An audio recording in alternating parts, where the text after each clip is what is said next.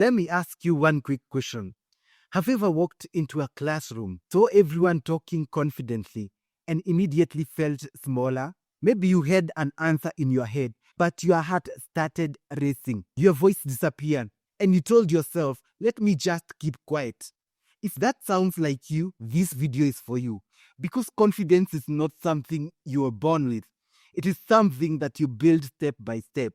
And make sure you watch until the very end because I'll share one bonus idea that most students ignore, but it changes everything. In this video, we are talking about confidence.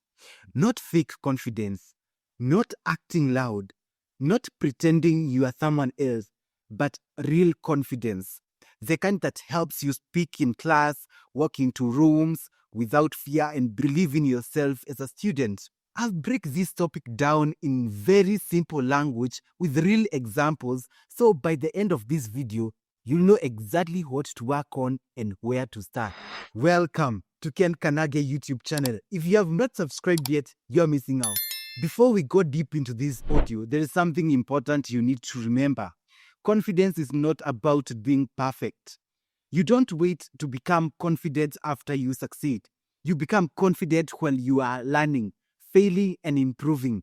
So if you're expecting this video to turn you into a fearless person overnight, that's not how it works. But if you are ready to build confidence slowly, honestly, and realistically, then you are in the right place. With that said, here are 9 practical ways to build confidence as a student in the right order, so each step makes the next one easier. Now let's get into the video. Number 1, understand what confidence really is. Most students struggle with confidence because they misunderstand it. Confidence is not being the smartest in the room. Confidence is simply trusting yourself enough to try.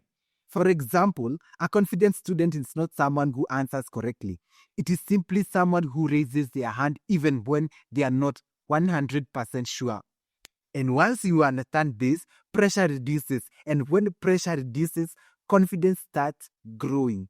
Having understood that, this leads us directly to the next point. Number 2, stop waiting to feel ready. Most students say, I'll speak when I feel confident. But confidence doesn't come before action. It comes after action. Think about presentations. No student feels ready before the first one.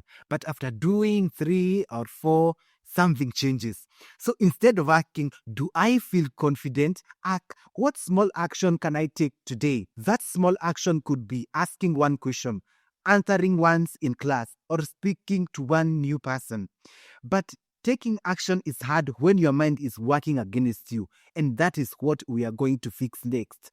Number 3, change how you talk to yourself. Your confidence is shaped by the conversations in your head. If you constantly say, I'm not good enough, your brain believes it.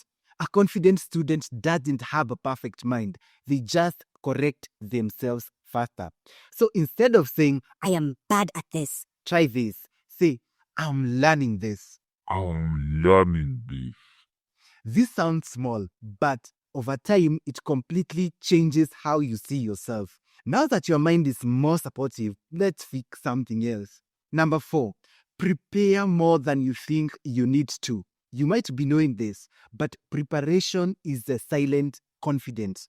When you revise your work, you practice presentations, or read ahead, you walk into rooms differently. Even if you are nervous, preparation gives you something to stand on. For example, a student who reads before class may still feel shy, but they are less afraid of being exposed. And once you're prepared, the next level of confidence comes from. Number 5, put yourself in small and comfortable situations. Confidence grows through exposure, not comfort. You don't jump from quiet to bold overnight. You start small. Speak once today, sitting in front the next week, lead a small group next month. Each small win sends a message to your brain. I survived this. But confidence is not only internal, your body plays a role too. That brings us to number 6, fix your body language. Your body often speaks before you do. Slouching, avoiding eye contact, and folding your arms tells your brain that you are unsafe. standing straight, slow walking, and relaxed shoulders signal confidence. even if you don't feel it. This is not pretending, it's training your nervous system. And once your body changes, people also change how they respond to you. That brings us to the next point. Number 7, stop comparing your journey to someone else's journey. Comparison kills confidence faster than failure.